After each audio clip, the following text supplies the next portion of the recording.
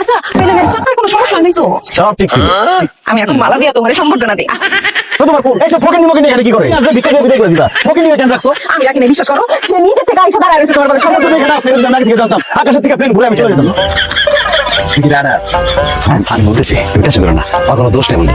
আমি যদি আগে জানতাম যে আমার বন্ধু ইতালি থেকে দেশে আইবো, আমি পুরো গ্রামটা লাল গাল চেতে বিচার রাখতাম, মাঝে মাঝে ফুড়ে ফুড়ে মাসে কান ঝালাপালা করে লাইতাম, ফুলের মালা দিয়ে বাসা লাইতাম। কিন্তু বন্ধু তুই বলে যোগ্য একটা মেয়ে তার স্বামীর জন্য অপেক্ষা করতে শুরু করতে কইরা স্বামী আসলে ফুলের মালা পাড়া দিব আর তুই করতে খারাপ ব্যবহার।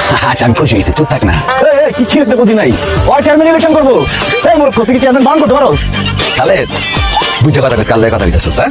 আমি তোর কথা দিলাম আগামী নির্বাচনে আমি আসি ইলেকশন করে পাস করে তো আমি চান নেবো। সর্বোচ্চ ছাত্র যদি চেয়ারম্যান হয় না, ওই চেয়ারম্যানের চেয়ার খাওয়া আমি তুই ঠিকঠাক করতে করতে। আমি তো বেশি বাবাজি করতেছিস, স্বপ্ন ছিল ওই বউ চেয়ারম্যানের বউ। আচ্ছা ঠিক আছে, যা তোর স্বপ্নটা আমি পূরণ করে দেবো।